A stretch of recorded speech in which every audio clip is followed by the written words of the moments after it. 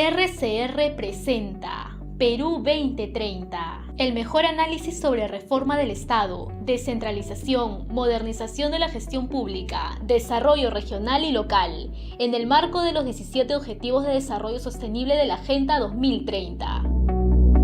Perú 2030, información, entrevistas, análisis y debates, 8 años poniendo en debate los problemas y soluciones para el país.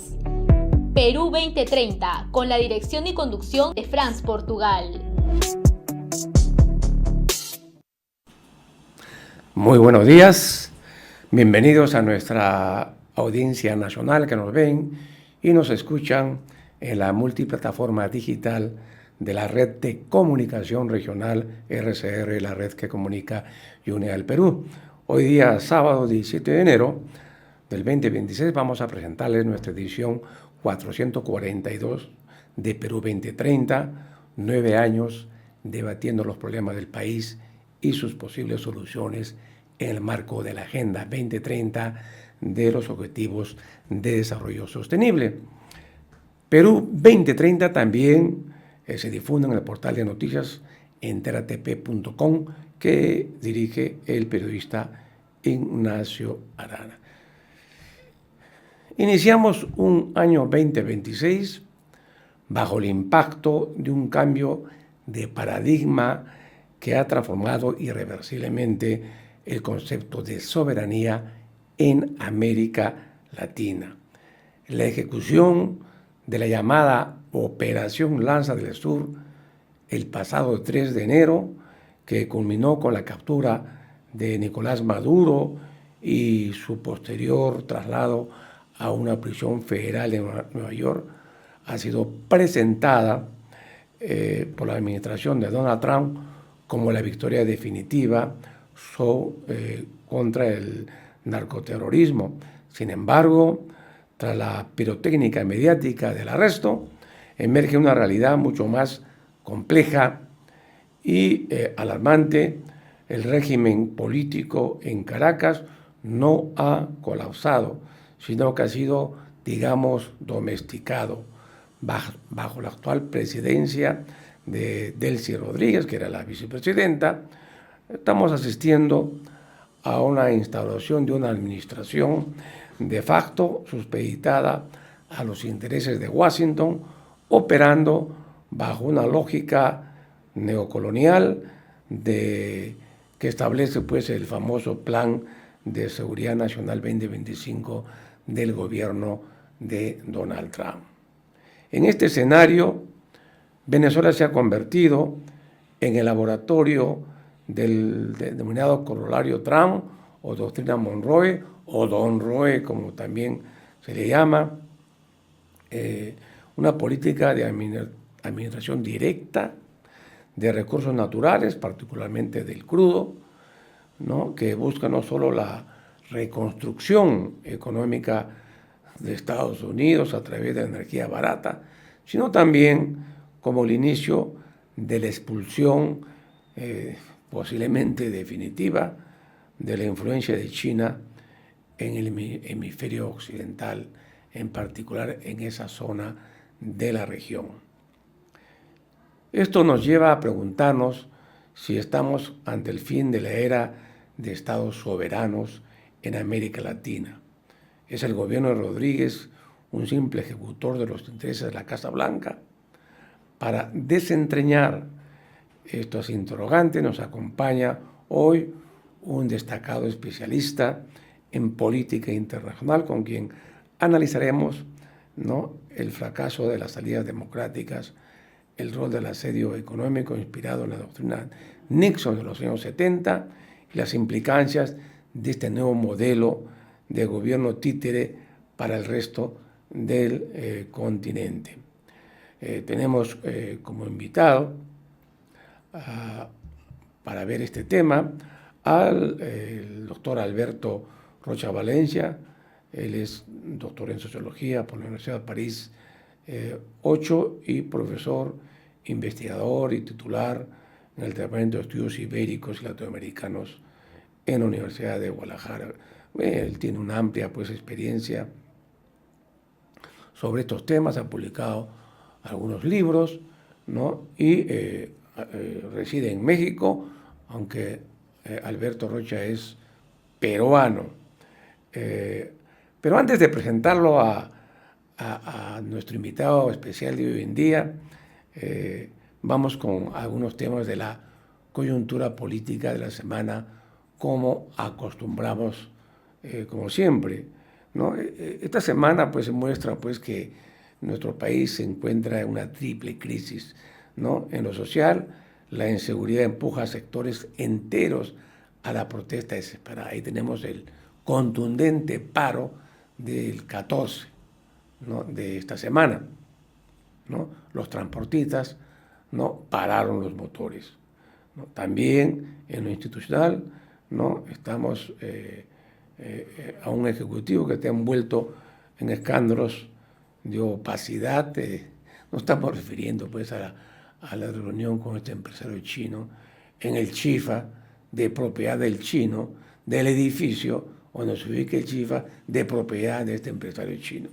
Y ya pues hay también una moción de vacancia que está presentando un congresista en el Parlamento, ¿no? Y también estamos pues en un proceso electoral, ¿no es cierto?, que avanza formalmente, pero bajo un clima de desconfianza por una serie de hechos y acontecimientos que se han producido desde las elecciones primarias hasta el registro de las organizaciones políticas, ¿no?, para sus candidaturas para este periodo electoral, ¿no? Como hemos dicho, recién a fines de enero tendremos un primer panorama acerca de cómo se va definiendo las candidaturas. Y recién en febrero, yo digo a fines de febrero, ya tendremos una certeza de cómo está, ¿no es cierto?, el escenario electoral. Las encuestas que hasta la fecha han salido no son realmente lo que se va a producir, ¿no?, en esta campaña que es de 3 meses, ¿no?, porque el 12 de abril son las elecciones. Muy bien, esos son pues los temas más importantes que hay que destacar, de que ya el jurado se ha pronunciado, que va la candidatura de Mario Vizcarra y que va la candidatura de Rafael López Aliaga, y que también primero la gente de Marisol Pérez Tello también, ¿no?, va como se había señalado anteriormente, con sus candidatos que ha presentado no va a haber problemas para su registro. Y nuevamente Delia Espinosa, la Junta Nacional de Justicia no quiere destituir a la fiscal suprema Delia Espinosa a partir de un informe que ya sabemos ha sido harto discutido respecto al cumplimiento, ¿no?, de incorporación de la fiscal Benítez Vargas, ¿no?, en este proceso, y que habría desacatado. Se ha aclarado ya en varias oportunidades que es irregular totalmente este punto de vista de la Junta Nacional de Justicia, que ahora preside la señora María Teresa Cabrera. Muy bien, vayamos a nuestro tema de esta semana, en nuestra mesa central, que le hemos denominado Corolario Trump y Venezuela, las implicancias para América Latina, y nuestro invitado es Alberto Rocha Valencia, doctor en Sociología, investigador, ¿no?, en temas internacionales y profesor universitario en México. Buenos días, Alberto, bienvenido a Perú 2030. Buenos días, Frank, y pues un gusto estar contigo, un gusto estar con el público muy peruano, limeño, etcétera, etcétera. Y va a ser muy interesante que podamos conversar un momento realmente sobre estos acontecimientos que están teniendo lugar en América Latina en los momentos actuales. Estamos atravesando una coyuntura y más que coyuntura, yo diría, la coyuntura ya está instalada, pero más que coyuntura, estamos atravesando un momento histórico, una etapa histórica muy característica, muy definida y que tiene que ver con las relaciones que América Latina está comenzando a entablar con Estados Unidos. Y eso a partir definitivamente, a partir de la estrategia, la estrategia de seguridad nacional que fue publicada indudablemente en noviembre del año pasado, donde se encuentra indudablemente el ya famoso entre comillas, corolario Trump. Pero Ya. bien, es un gusto estar aquí. Muy bien, bien, bien, Alberto. También, de igual manera, cada cierto tiempo nos vemos, ¿no? Y es interesante la conversa que tenemos. Eh, Al parecer, todos teníamos la impresión que los líos de Trump eran pues con Europa, con Asia, ¿no es cierto? Y que nosotros, América Latina, prácticamente estábamos olvidados, no aparecíamos en escena y además nos sentíamos seguros, ¿no es cierto?, de que Trump pues nunca se ocuparía, ¿no es cierto?, de, como lo ha ocurrido con los gobiernos anteriores norteamericanos, que América Latina no era importante para ellos. Pero, oh maravilla, de repente aparecemos en el primer plano de la preocupación norteamericana, ¿no es cierto?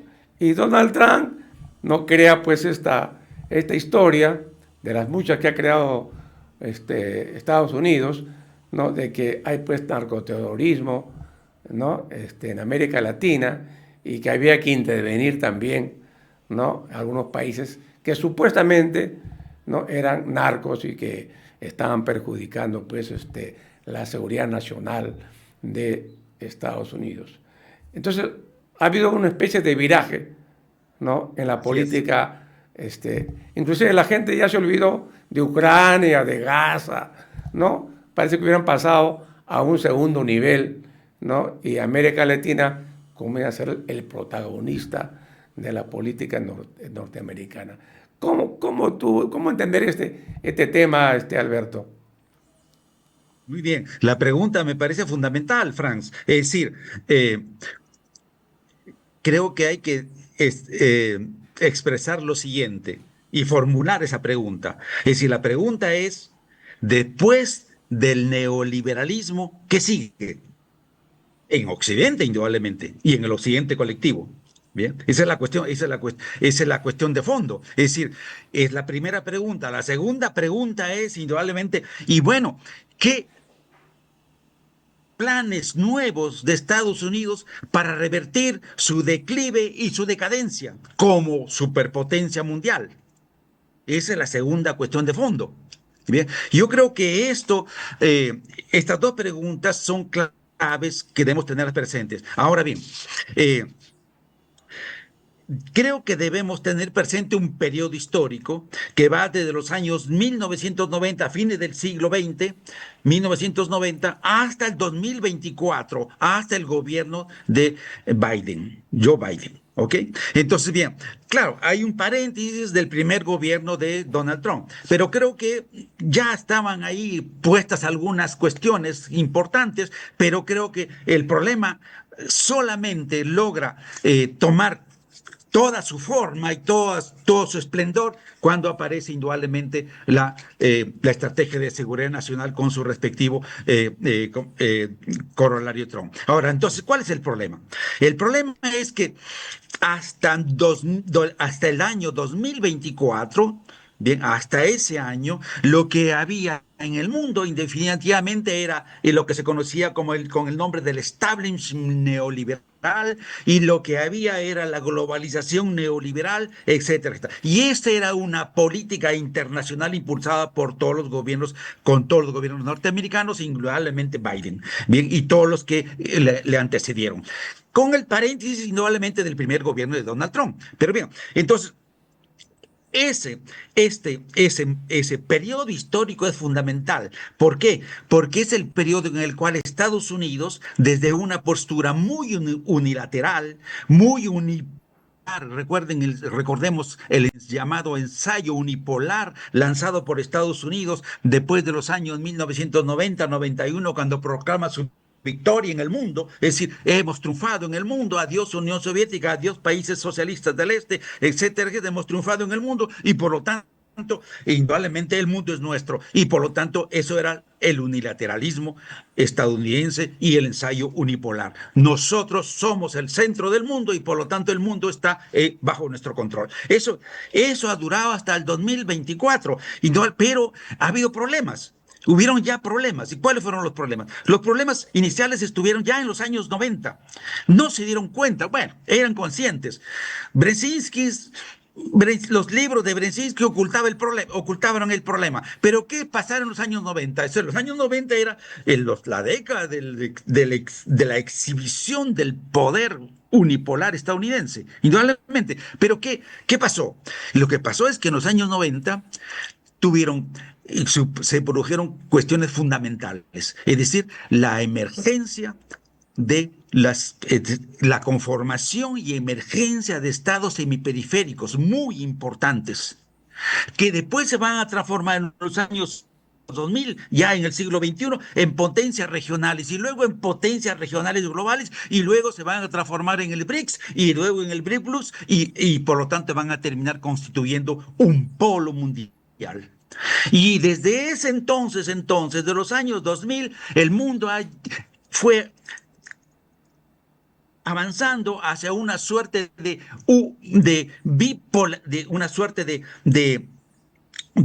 formación de dos polos, bien, una bipolaridad mundial, dos polos. Entonces estaba el mundo occidental, Estados Unidos y Reino Unido en el eje, como eje fundamental, pero está el mundo occidental, lo que se llamó después el norte global, y después estaba el mundo oriental,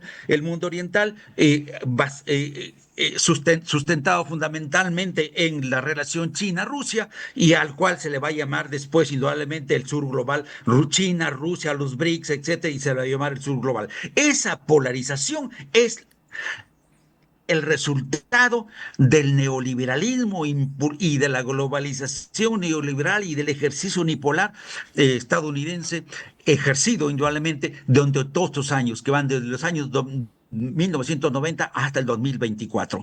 Y entonces la cuestión de fondo es ¿qué sucede? ¿Qué ha sucedido? Se terminó. Ese ensayo se terminó. Hay un fracaso total del neoliberalismo en el mundo entero. Y por lo tanto la pregunta es esta. ¿Y después del neoliberalismo qué?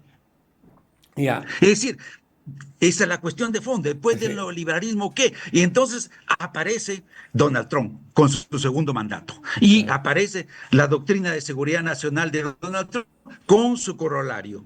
Y ahí está el quiebre. Ahí está el quiebre. ¿Okay? Alberto, bien, podríamos quizás incorporar, bueno, el año pasado estuvimos leyendo y revisando una literatura respecto a lo que se llama la decadencia de Occidente, ¿no? Y obviamente era toda una teoría que se ha desarrollado y estudios que estarían comprobando que hay una decadencia de Occidente, ¿no?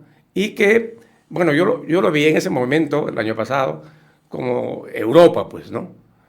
Pero ocurre que ahora han comenzado los estudios de la decadencia de Estados Unidos, ¿no? Ah, pues sí. ¿No es cierto? Sí. Y que habría, pues, una serie de elementos que estarían explicando por qué este famoso Plan de Seguridad Nacional de Estados Unidos, ¿no? Que estaría intentando, pregunto, recuperar esa fortaleza o resarcirse de esa decadencia, o esa decadencia va a continuar.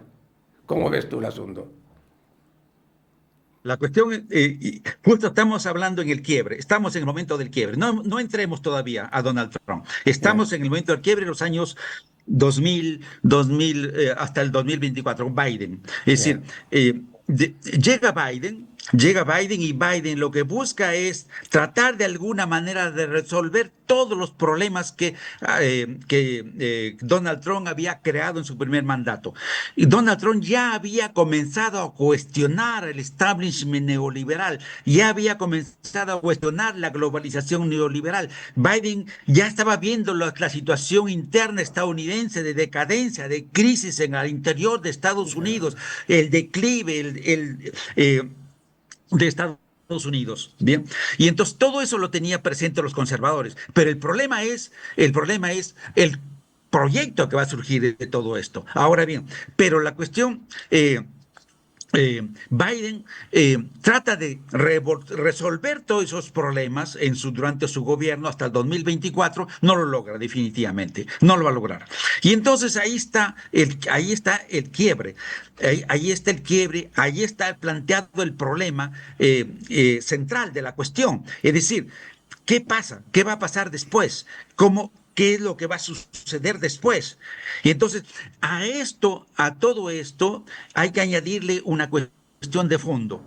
La cuestión de fondo es que durante estos años, este periodo que va desde el 90, la caída de la Unión Soviética, hasta el 2024, lo que se va a producir en el mundo es una crisis del orden mundial.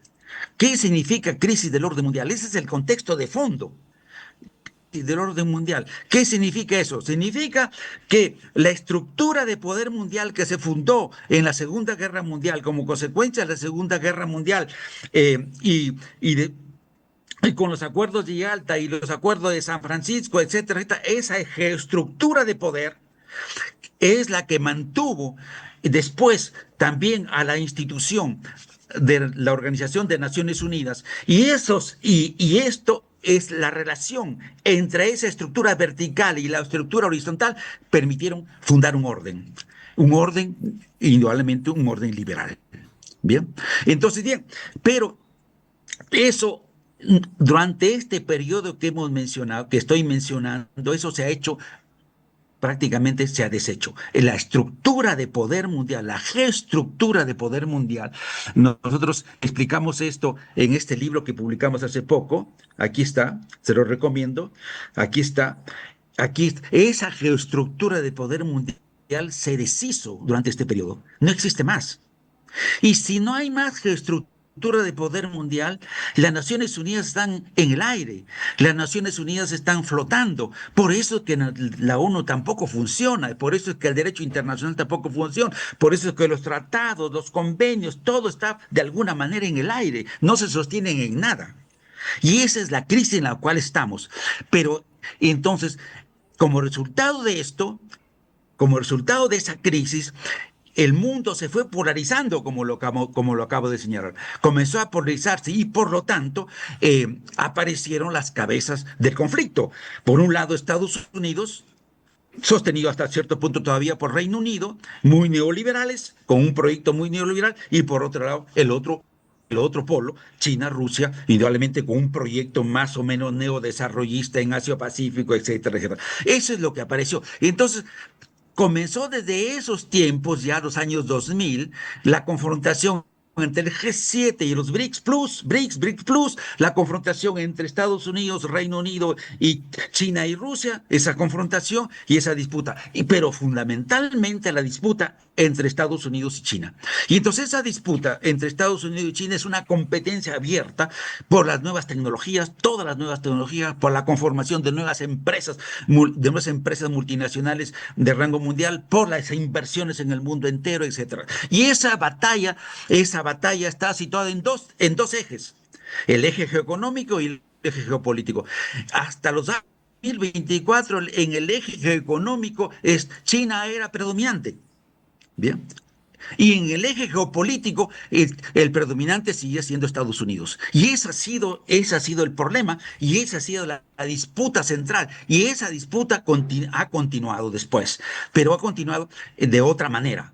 Hay un quiebre, hay una suerte de modificación de los problemas. Es evidente que el problema continúa, la confrontación de estos dos centros de los polos, es decir, Estados Unidos, Reino Unido, China y Rusia, continúa, pero también aparece muy claramente, ya en la estrategia de seguridad nacional de Donald Trump, aparece que hay que evitar las guerras a como dé lugar.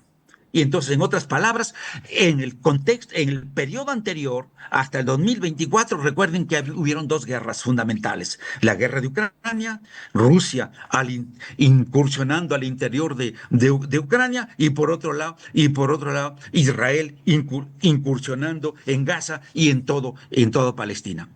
Entonces, hasta ese entonces, indudablemente, hasta ese entonces esas dos guerras indudablemente afectaban dos regiones, Medio Oriente y indudablemente Europa del Este.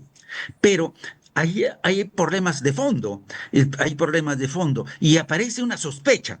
La sospecha es que está planteada es si Israel se queda con todos los territorios palestinos, se ocupa completamente de manera colonial Palestina. ¿Qué va a pasar con Rusia? ¿Qué va a hacer Rusia con Ucrania? ¿Va a ser lo mismo? Gran problema. Pero en todo caso, Rusia ha continuado su incursión militar en Ucrania y por lo tanto, indudablemente, esto ha puesto en cuestión uno de los elementos importantes, indudablemente, del orden occidental, neoliberal todavía, que es indudablemente la OTAN y la Unión Europea.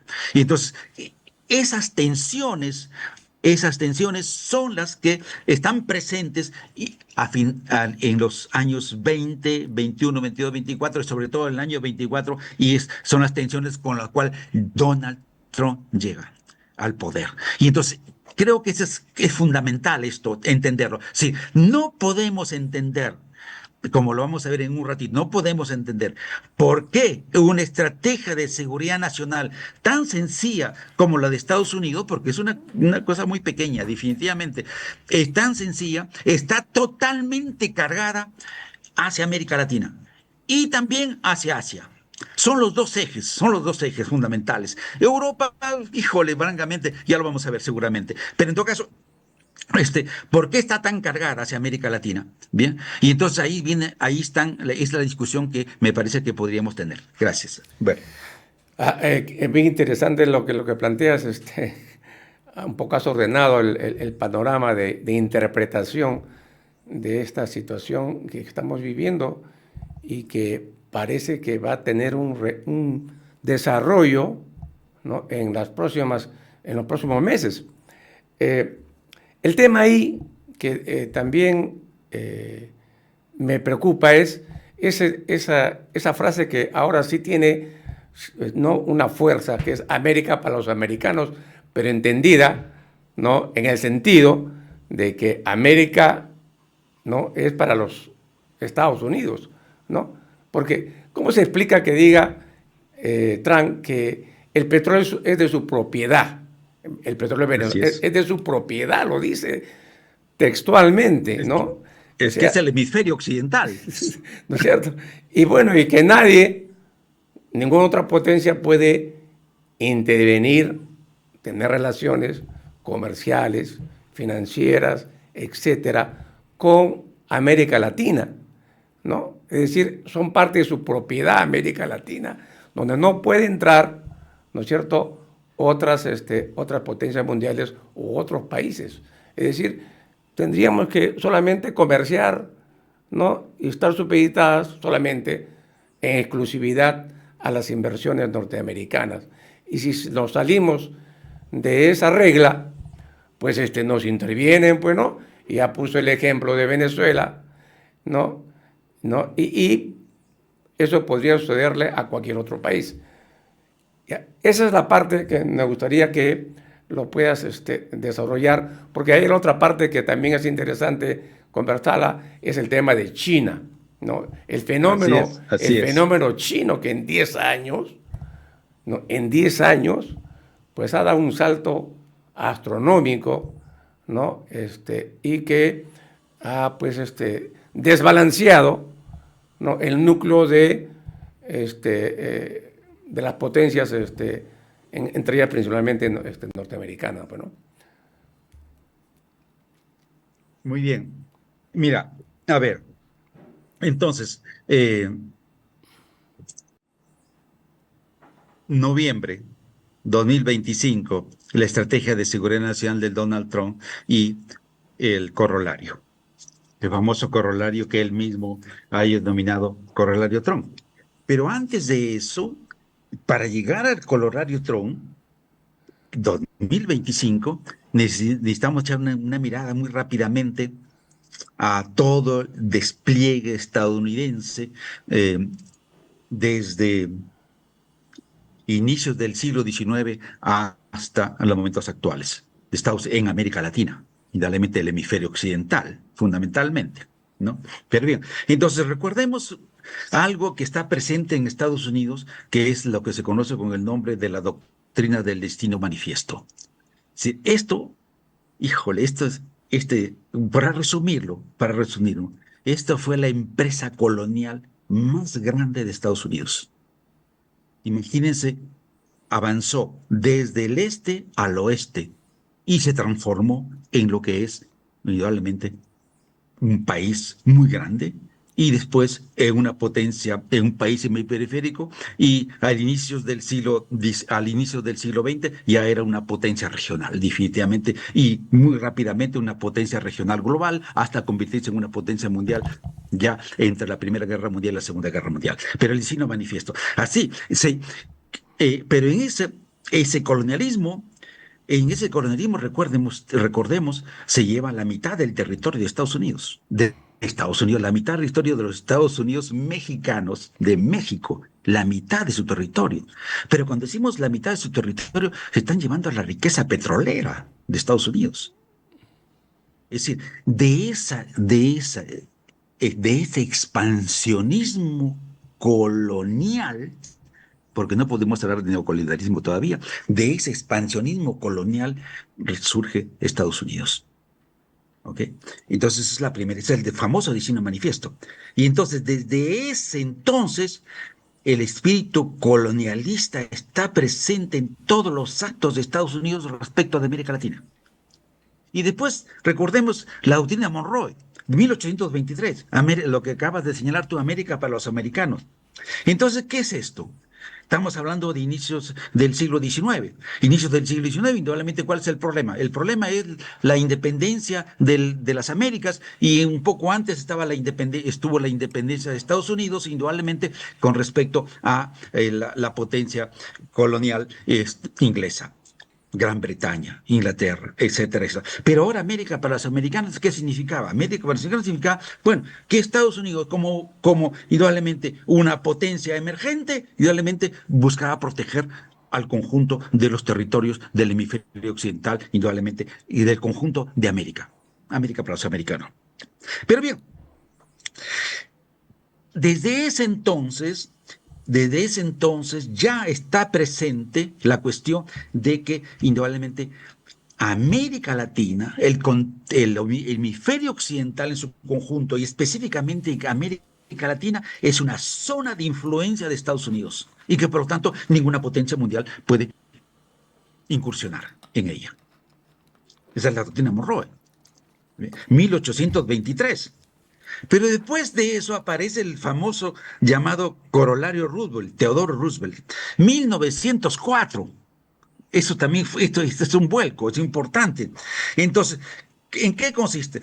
Consiste en introducir algunas precisiones muy candentes, que es que el derecho de Estados Unidos de intervenir militarmente en los asuntos internos de los países de América Latina cuando estos indudablemente no benefician o son contrarios a los intereses nacionales estadounidenses. Eso es Roosevelt, el corolario Roosevelt, es una modificación importante de la doctrina Monroe, ser corolario Roosevelt, 1904. Después de eso, recordemos, aparece el panamericanismo a fines del siglo XIX, entre 1888 y 1889. Indudablemente aquí aparece la idea de una propuesta de integración continental, ya con la primera conferencia panamericana. Pero estamos hablando del finales del siglo XIX, inicio del siglo XX. Indudablemente la experiencia bolivariana, Simón Bolívar, etcétera, etcétera, todo eso quedó en el pasado. Pero estamos hablando de la primera conferencia panamericana, es decir, del famoso panamericanismo. Panamericanismo quiere decir, indudablemente, todo el hemisferio occidental, una vez más, podría integrarse, pero bajo nuestro liderazgo. Esa es la cuestión del panamericanismo, indudablemente. Después aparece la política de buena vecindad de Franklin Delano Roosevelt, de las buenas relaciones continentales, etcétera, etcétera, hemisféricas, y por lo tanto se termina fundando la OEA en 1943. ¿Y qué es esto?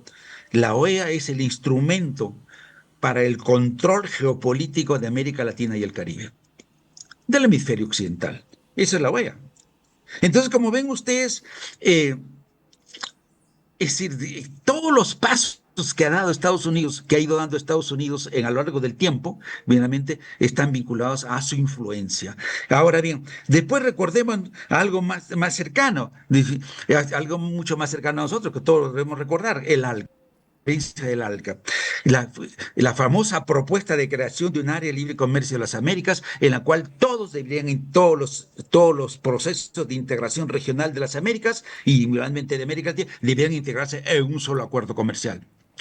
Bien, esto fracasó. Recordemos, esto va a fracasar. En el 2005 se le va a dar, se le va a decir no a esta experiencia. Indudablemente, el 2005, recuerden ustedes, ya estamos en el primer gobierno, en el primer ciclo de gobiernos progresistas en América Latina, y como se llama, ya está Hugo Chávez en Venezuela, etcétera, jugando un liderazgo importante. Están otros países con gobiernos progresistas. También se dice no. Y finalmente, tenemos el Corralito Trump del 2025. Y esto sí que es algo mucho, mucho más grave, bien, mucho, mucho más grave, indudablemente que lo que indudablemente hemos mencionado. Porque a partir del Colorado Trump, entonces las cosas ya no pasamos solamente de influencias, de injerencias, etcétera, sino ya prácticamente a definir, como lo vamos a ver en un instante, a definir todo el hemisferio occidental, no solamente como un área de influencia de Estados Unidos, sino como indudablemente un área geográfica donde los recursos naturales, bien, todos los recursos naturales, indudablemente materias primas y recursos naturales, etcétera, etcétera, indudablemente deberían beneficiar en primer lugar en mente los intereses nacionales de Estados Unidos. Y esa es la cuestión de fondo.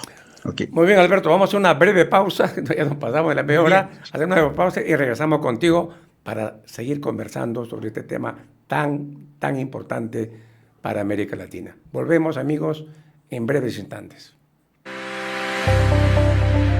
Ya retornamos con Perú 2030.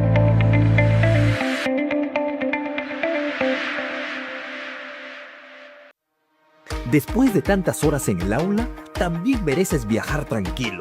Si eres afiliada o afiliado a Derrama Magisterial, obtén descuentos especiales en Cruz del Sur y organiza ese viaje que vienes postergando.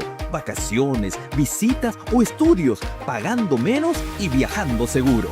Accede a este descuento exclusivo enseñando tu carnet digital que encuentras en la app de Rama Magisterial, disponible en Play Store.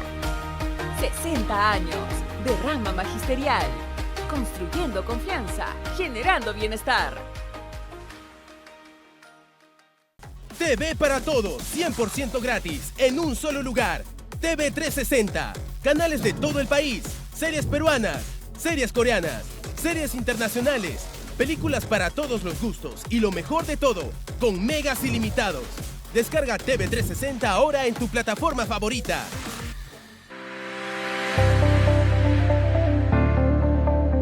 Sigamos con Perú 2030.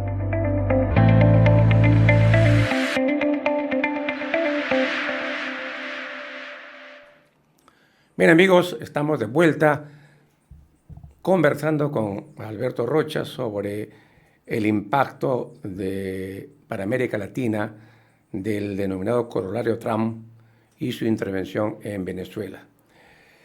Bien, Alberto, has hecho un recuento bien interesante de las diferentes etapas de la política norteamericana que al parecer habrían sido un fracaso porque se le fue escapando de las manos el supuesto control que podría tener de América Latina y de ciertas partes también del mundo, pero de América Latina. Una política, ¿no?, que, por ejemplo, muy bien lo han aprovechado los chinos, ¿no? Cuando las empresas norteamericanas se van a China con la fábrica completa a producir en China, porque supuestamente el capital va donde tiene las mejores condiciones de rentabilidad, obra de mano mucho más barata, ¿no? Y deja, pues, en la desocupación a cantidad de obreros en Norteamérica, ¿no? No solamente había ese fenómeno, sino que los chinos, ¿no?, aprendieron de toda la tecnología que Estados Unidos no tenía, ¿no es cierto?, en sus fábricas, que no estaban en territorio de Estados Unidos, sino estaban en Asia, ¿no?, y en China en particular. Y los chinos, a su vez, habían enviado a todos los chinitos a estudiar en las mejores universidades, ¿no?, de alta tecnología, ¿no es cierto?, no solo de Estados Unidos, también de Inglaterra y otros países, y fueron aprendiendo, pues, cómo es el negocio de la tecnología, ¿no? Y luego regresaron a su país, ¿no?, con todo este conocimiento y comenzaron, pues, a desarrollar, ¿no?, con una disciplina asiática muy conocida, ¿no? Todos estos procesos, y ahí vemos el resultado, ¿no?, que le comenzó a ganar la carrera tecnológica china a los Estados Unidos. Ahora ya no necesita, inclusive muchas empresas, como la Mercedes-Benz, la mitad es propiedad de los chinos, ¿no? Mitsubishi y otras empresas más, de los japoneses, de los alemanes, Peugeot de los franceses, se compraron MG, que era estos carros norteamericanos, se compró toda la marca completa y ahora es MG fabricación china. O sea, y en el campo de los chips, la tecnología y de la inteligencia artificial, pues han mostrado que son mucho más capaces que muchas empresas norteamericanas. Ese es el fenómeno, ¿no es cierto? Y las inversiones chinas en Perú, por ejemplo, el puerto de Chancay y otras más, energía, etcétera, ya están presentes. ¿Tú no crees que va a ser bien difícil que con su política de seguridad nacional Donald Trump tenga algún éxito? La pregunta es importante, decisiva, pero mira, entonces yo doy alguna información en términos de PIB mundial nominal. Después paso a ver las otras cuestiones que acabas de mencionar, Franz. Entonces, para más o menos el 2024, el PIB mundial de Estados Unidos en términos nominales, más o menos era 29 billones de dólares. Bien, eso era el 26% del PIB mundial. 26%. Ahora, y en cambio China más o menos estaba con un PIB mundial de 19 billones, ¿no? 29 por un lado y 19 billones, 20% del PIB mundial. Ahora bien, pero eso en términos nominales. Y entonces el problema que le gusta tanto a los Estados Unidos alardear, indudablemente, quedó desenmascarado cuando aparece, indudablemente, el PIB mundial, pero ahora en términos de paridad de compra. Bien, entonces, ¿qué pasa aquí? Entonces, se invierten las cosas, porque China aparece con más o menos con un PIB mundial de 37 billones, mientras que Estados Unidos, indudablemente, con 29 billones. Como ven, las cosas cambian totalmente. Y eso es lo que está pasando.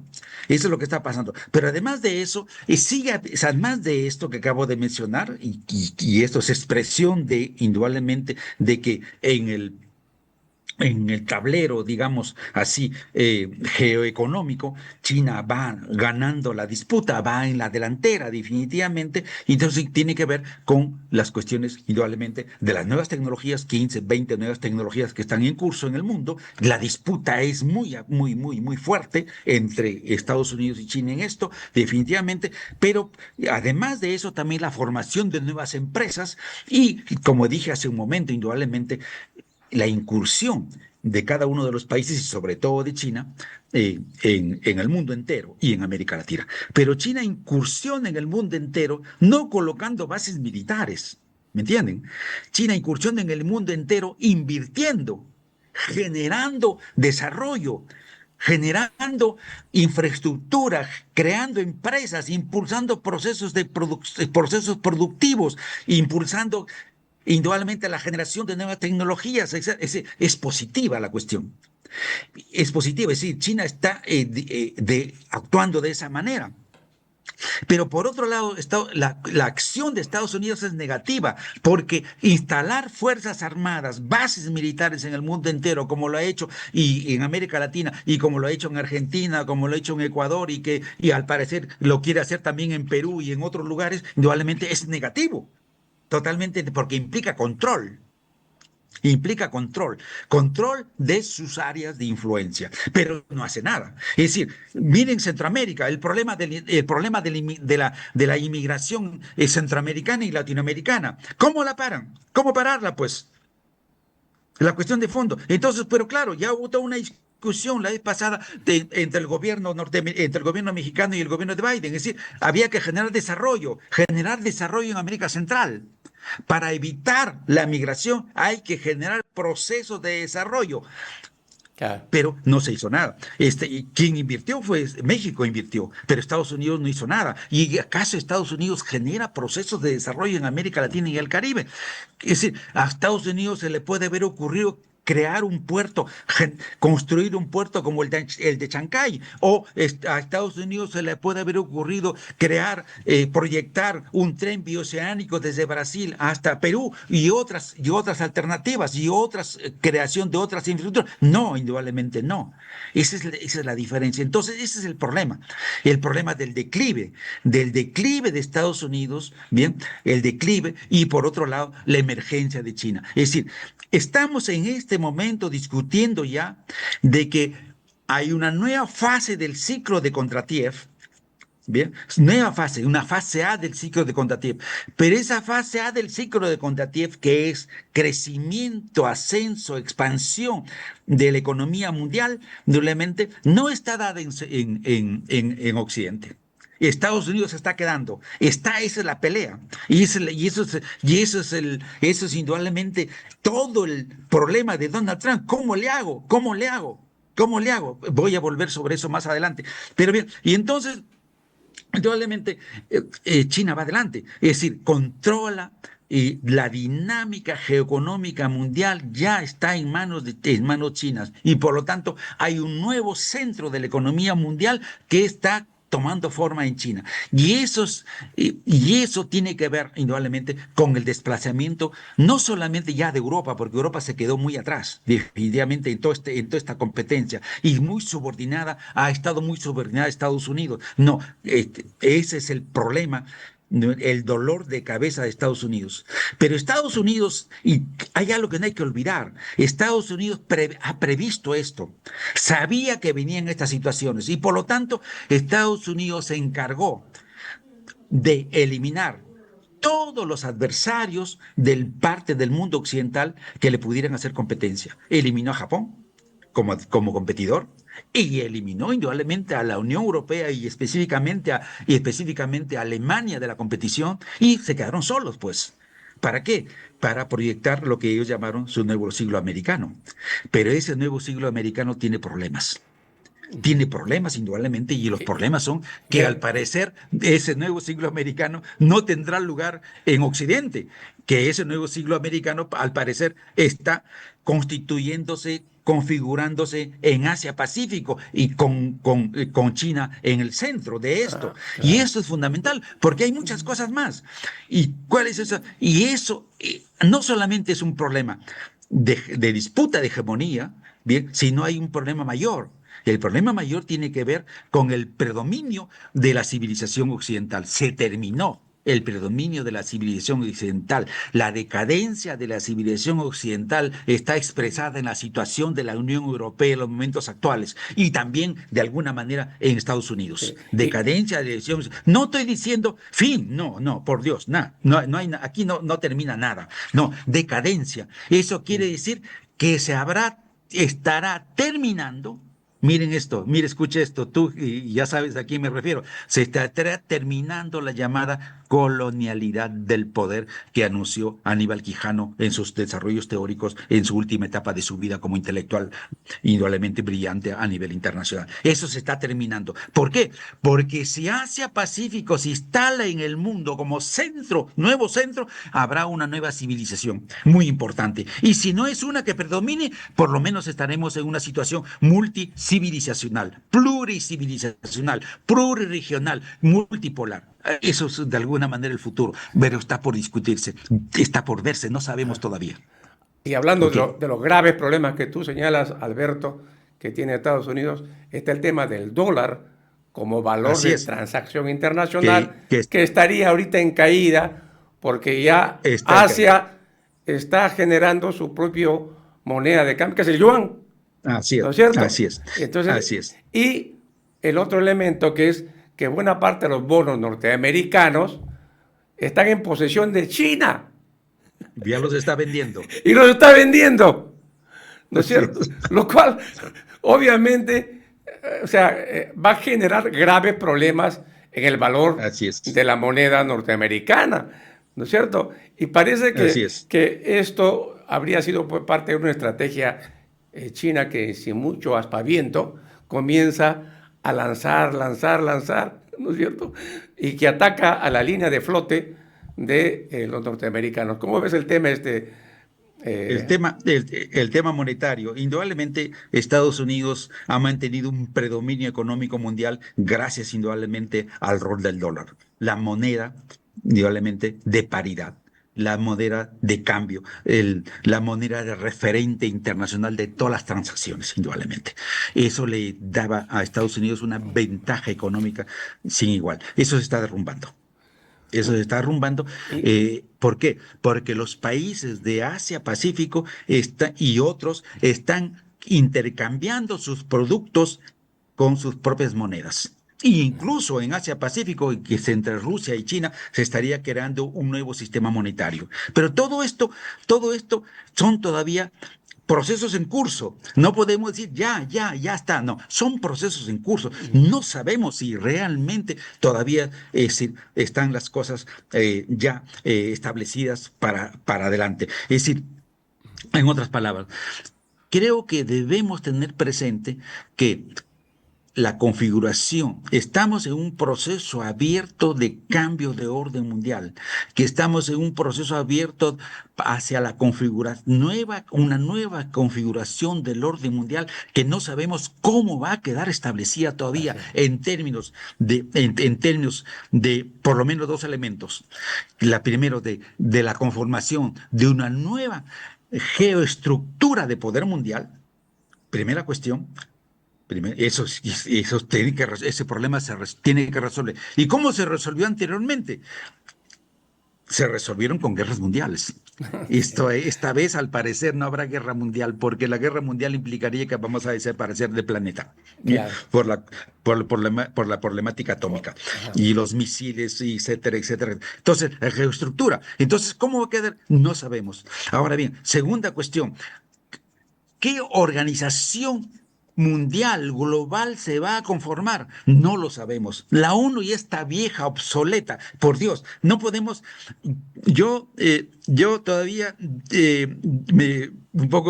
se me levantan las pestañas, las cejas, perdón, cuando dicen sí, se está violando el derecho internacional, que los tratados, que los acuerdos, que no se. Sí es cierto, pero eso ya está obsoleto, quedó obsoleto. Y entonces la confrontación ahorita en estos momentos entre lo que es el polo occidental, si lo podemos llamar así todavía, aunque la Unión Europea está muy subordinada, Estados Unidos en lo fundamental, y el polo oriental, ¿no es cierto? Esa confrontación es una confrontación en términos de poder económico, político, militar, e incluso civilizacional. Esa es la confrontación. Y si ya aquí, indudablemente, ya no están de por medio las reglas. Las reglas se volvieron obsoletas, completamente obsoletas. De algo sirve todavía el Consejo de Seguridad, de algo. ¿Para qué? Para reunirse a escuchar las quejas de lo que pasa en el mundo, pero no pasa nada. De algo sirve todavía la Asamblea General. ¿Por qué? Porque de alguna manera permite crear opinión pública mundial, crítica, etcétera. De algo todavía sirve, pero en lo fundamental, los poderes mundiales que se están confrontando ya no tienen en cuenta todos estos elementos, ya no tienen en cuenta a la Organización de Naciones Unidas, y por lo tanto es por eso que el secretario general ni siquiera aparece ni da cara allá. No es posible, indudablemente. Entonces, dos cosas fundamentales: una nueva geoestructura de poder mundial, eso está por definirse todavía, porque eso se va a definir en términos económicos, políticos, sociales, militares, etcétera, etcétera, y civilizacionales, ¿no? Anteriormente se había definido eso en términos estrictamente militares. Y mire, la guerra, la guerra de 30 años, que termina en 1648 y que permite la conformación del primer orden mundial. Las guerras napoleónicas de inicios del siglo XIX, ya las hemos visto, y después la Primera y la Segunda Guerra Mundial. Todos fueron guerras, todos se permitieron formar geoestructuras y conformar instituciones y indudablemente acordar tratados. Dar lugar a tratados. Pero esa etapa todavía está lejos. Está lejos. El mundo todavía está en camino hacia su redefinición. Y por lo tanto, híjole, todavía faltan muchas cosas que ver. Lo que me gustaría que hablemos de eso, Donald Trump, lo que está haciendo Donald Trump en América Latina, tiene que ver con eso. Es decir, ¿quién no para? Indudablemente, claro, Rusia y China dicen, bueno, aquí estamos, por favor, ten cuidado, mira, no toques aquí, etcétera. Cierto, es cierto, indudablemente, porque son los actores, los grandes poderes mundiales que están frente a frente y en la disputa, pero las cosas no están definidas. Muy bien, Alberto, el tiempo nos quedó chiquito, realmente han quedado varias cosas en el tintero. Me hubiera gustado más ver también al final el tema de Venezuela, ese patrón de poder que habría establecido, que todavía está medio difuso, porque Estados Unidos va para adelante, va para atrás, marcha, no hay mucha claridad, pero lo veremos quizá en otro momento, en un próximo programa, para seguir ahondando sobre este tema tan importante. No hemos logrado hablar todavía del Colorado Trump. Así es. Muy bien, Alberto. Queda pendiente. Sí. Creo que vamos a programar otro programita para continuar. Es importante que no hemos podido llegar al análisis de lo que es el gobierno de Donald Trump, primera cosa. Ajá. Segundo, no hemos hablado a fondo de su estrategia de seguridad nacional, y tampoco hemos analizado a fondo lo que significa el Colorado Trump. Bien, es muy importante y son cosas clave definitivas, pero yo sé que todo eso no se puede discutir así tan rápidamente. Claro. Pero en todo caso, yo quiero, si acaba el tiempo, quiero cerrar diciendo que el Colorado Trump es definitivamente la amenaza más grande que tenemos nosotros los latinoamericanos, más grande a nuestra soberanía, a nuestra independencia, y la amenaza más grande de nuestros recursos naturales. Bien, ¿por qué? Porque lo que está buscando Estados Unidos ahorita en estos momentos es cómo revertir su declive, su decadencia. ¿Cómo revertir eso? Y para eso necesita recursos materiales y necesita petróleo. Eso es Venezuela, necesita petróleo. Venezuela es la primera potencia mundial en recursos petroleros y en oro también, etcétera, etcétera. Necesita todo eso. Y América Latina siempre fuimos eso para Estados Unidos. Y ahora es peor. La cosa es peor. Entonces